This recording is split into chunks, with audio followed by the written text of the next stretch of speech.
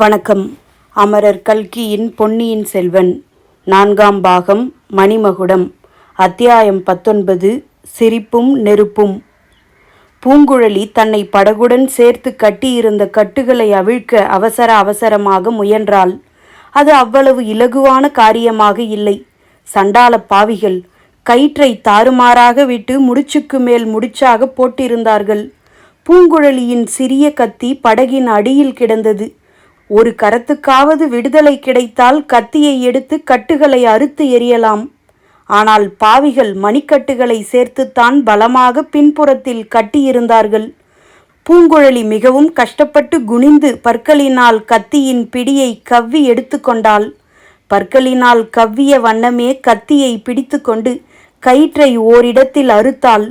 கைகளின் கட்டு சிறிது தளர்ந்தது. ஒரு கையை மிகவும் பிரயாசையின் பேரில் கட்டிலிருந்து விடுதலை செய்து கொண்டாள். பிறகு கயிறுகளை அறுப்பது சிறிது எளிதாயிற்று. கட்டுகளிலிருந்து முழுதும் விடுவித்துக் கொள்வதற்கு ஏறக்குறைய 1 நாழிகை நேரமாகிவிட்டது. இந்த சமயத்தில் ஓடைக்கரை மீது காலடி சத்தம் கேட்டது. பிறகு ஒரு நிழல் தெரிந்தது.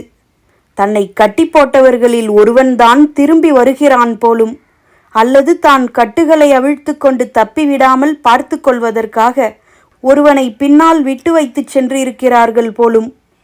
அவன் தன் கண்முன்னால் தெரிந்ததும் கையிலிருந்து கத்தியை அவன் மீது எறிந்து கொன்றுவிடுவது என்று பூங்குழலி தீர்மானித்து கொண்டு அதற்கு ஆயத்தமாக கத்தியை பிடித்து கொண்டிருந்தாள்.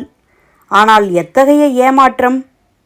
பூங்குழலி, பூங்குழலி என்று சேந்தன் அமுதனுடைய குரல் கேட்டது. அடுத்த வினாடி அமுதனுடைய பயப்பிராந்தியுற்ற முகம் ஓடைக்கரையின் மேலிருந்து எட்டி பார்த்தது. பூங்குழலி கத்தியை இடுப்பில் செருகிக் கொண்டாள். அமுதனும் அவளை பார்த்துவிட்டான். பூங்குழலி, நீ உயிரோடு இருக்கிறாயா என்று சொல்லிக்கொண்டே பாய்ந்து ஓடி வந்தான். நான் உயிரோடு இருப்பது உனக்கு கஷ்டமாயிருக்கிறதாக்கும். வேண்டுமானால் உன் கையாலேயே கொன்றுவிட்டு போய்விடு. ஆனால் அவ்வளவு தைரியம் உனக்கு எங்கிருந்து வரப்போகிறது என்றாள் பூங்குழலி. சிவசிவா, எவ்வளவு கொடூரமான வார்த்தைகளை கூறுகிறாய்! நான் எதற்காக உன்னை கொல்லப் போகிறேன்? நீதான் உன் வார்த்தைகளினால் என்னை கொல்லுகிறாய் என்றான் அமுதன். பின்னே சற்று முன்னாலேயே ஏன் வந்திருக்கக்கூடாது? கட்டுக்களை நானாக அறுத்து விடுவித்துக் கொள்வதற்கு எவ்வளவு கஷ்டப்பட்டு போனேன் தெரியுமா என்று சொல்லிக்கொண்டே பூங்குழலி எழுந்து நிற்க முயன்றாள். கால்கள் கயிறுகளில் தாறுமாறாக சிக்கிக் கொண்டிருந்தபடியால் தடுமாறி விழப்பார்த்தாள். அமுதன் அலறி புடைத்து கொண்டு அவளை பிடித்து விழாமல் தடுத்தான்.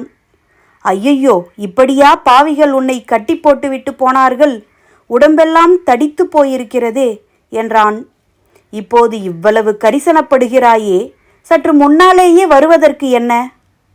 மறுபடியும் அப்படியே கேட்கிறாயே? உனக்கு இப்பேற்பட்ட ஆபத்து வந்திருக்கிறது என்று நான் என்ன கண்டேன்? நீ என்னை போ போ என்று விரட்டினாய். நான் போய்க் கொண்டிருந்தேன். பின் எதற்காக திரும்பி வந்தாய்? ஒருவேளை நான் செத்துப்போயிருந்தால் என் உடலை தகனம் செய்துவிட்டு போகலாம் என்பதற்காகவா? சிவபெருமான் தொண்டையில் விஷத்தை வைத்து கொண்டார். நீ நாக்கிலேயே வைத்து கொண்டிருக்கிறாய். உனக்கு ஏதாவது ஆபத்து நேர்ந்திருக்கலாம் என்று உன் அண்ணி சொன்னதை கேட்டு ஓடோடி வந்தேன். அதற்கு நல்ல பரிசு கிடைத்தது. இதற்குள் படகிலிருந்து ஓடைக்கரையில் இறங்கியிருந்தாள் பூங்குழலி. இந்த கத்தியை உன் மீது எரியலாம் என்றிருந்தேன். நீ தப்பித்தாய். இதே கத்தியினால் என் அண்ணியை முதலில் குத்தி கொன்றுவிட்டுத்தான் மறுகாரியம் பார்க்க போகிறேன். அந்த சண்டாளி எங்கே இருக்கிறாள்? என்னை விட்டுவிட்டு உன் அண்ணியின் பேரில் எதற்காக பாய்கிறாய்? அவள் பேரில் எதற்காக இத்தனை கோபம்? உன்னை பற்றி எனக்கு அவள் சொன்னது குற்றமா? அவள்தான் என் அத்தையை காட்டிக் கொடுத்தவள். புதர் மறைவில் அவள் யாருடனோ ரகசியமாக பேசிக்கொண்டிருந்ததை நீ கூடத்தான் பார்த்தாயே என்றாள் பூங்குழலி. நீ நினைப்பது தவறு. உன் அண்ணி யாருடன் என்ன ரகசியம் பேசிக்கொண்டிருந்தாலோ என்னமோ, உன் அத்தையை அவள் காட்டிக் கொடுக்கவில்லை என்பது நிச்சயம். உன் அத்தையை பலாத்காரமாக பிடித்து கொண்டு போனவர்கள் உன் அண்ணியையும் மரத்தோடு சேர்த்து கட்டி போய்விட்டார்கள். அவளுடைய தலையில் அடித்து காயப்படுத்திவிட்டும் போய்விட்டார்கள். இது என்ன வேடிக்கை? நம்புவதற்கு முடியவில்லையே. உன்னை அவள் ஏமாற்றி விட்டிருக்கிறாள். நல்லது, நீ ஏன் திரும்பி வந்தாய்? அண்ணியை எவ்விடத்தில் பார்த்தாய்?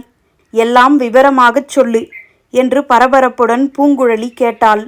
சேந்தன் அமுதன் அவ்வாறே விவரமாக கூறினான். அவன் தஞ்சாவூர் செல்லும் சாலையில் போய்க் கொண்டிருந்தான். பூங்குழலியை பிரிந்து போக மனமின்றி தயக்கத்துடனேதான் போய்க் கொண்டிருந்தான். அப்போது பக்கத்து காட்டிலிருந்து ஏதோ கூச்சலும் அலறும் குரலும் கேட்டன. பலர் விரைந்து நடந்து வரும் சத்தமும் கேட்டது. சேந்தன் அமுதன் சாலை ஓரத்து மரம் ஒன்றின் பின்னால் மறைந்து கொண்டான். கையில் வேல் பிடித்த வீரர்கள் 7-8 பேர் காட்டு வழியாக திடுதிடுவென்று நடந்து வந்து ராஜபாட்டையில் பிரவேசித்தார்கள். அவர்களுக்கு மத்தியில் ஒரு பெண் பிள்ளை இருப்பது போல தோன்றியது. மனிதர்களிடையில் சற்று இடைவெளி தெரிந்த போது மத்தியில் இருந்தவள் பூங்குழலியின் அத்தை மாதிரி தோன்றினாள். அவள் அத்தையாக இருக்க முடியாது, அது தன்னுடைய மனப்பிரமை என்று சேந்தன் அமுதன் எண்ணிக்கொண்டான். அந்த வீரர் கூட்டம் சென்ற பிறகும் காட்டிற்குள்ளே இருந்து ஒரு பெண் பிள்ளையின் கூக்குரல் கேட்டுக்கொண்டிருந்தது. சேந்தன் அமுதன் முதலில் நமக்கு என்னத்திற்கு வம்பு, நம் வழியே நாம் போய்விடலாமா என்று நினைத்தான். ஆனாலும் மனது கேட்கவில்லை. யார் அலறுவது என்று பார்த்து தன்னால் ஏதேனும் உதவி செய்யக்கூடுமானால் செய்யலாம் என்று எண்ணி கூக்குரல் வந்த திசையை நோக்கி போனான். அங்கே ராக்கம்மாள் மரத்தில் கட்டப்பட்டிருந்ததை கண்டான். அவள் தலையிலிருந்து இரத்தம் வழிந்து முகமெல்லாம் ஒரே கோரமாயிருந்தது. அமுதனுக்கு அருகில் நெருங்கவே பயமாயிருந்தது. மனதை திடப்படுத்தி கொண்டு சென்று கட்டுகளை அவிழ்த்து விட்டான்.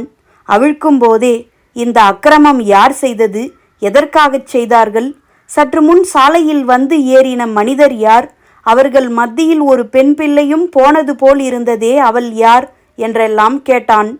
ஆம் தம்பி, அவர்கள் உன் பெரியம்மாவை கட்டி இழுத்து கொண்டு போகிறார்கள். அதை தடுப்பதற்கு நான் முயன்றேன். அதற்காகத்தான் என்னை இப்படி அடித்து கட்டிவிட்டு போனார்கள். உன் மாமன் மகளும் பெரியம்மாவும் படகிலேறி போய்க் கொண்டிருந்தார்கள்.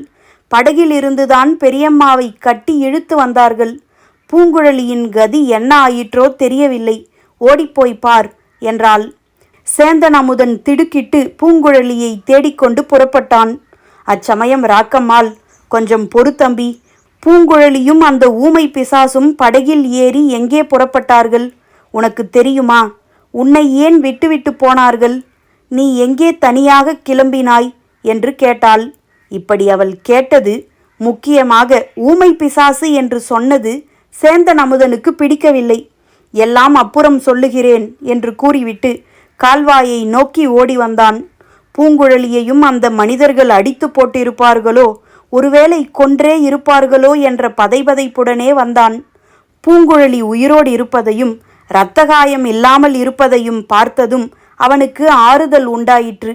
இந்த விவரங்களை கூறிவிட்டு, பூங்குழலி, இப்போது என்ன சொல்லுகிறாய்? உன் அண்ணியின் பேரில் நீ கோபித்து கொண்டது தவறுதான் அல்லவா என்று சேந்தன் அமுதன் கேட்டான்.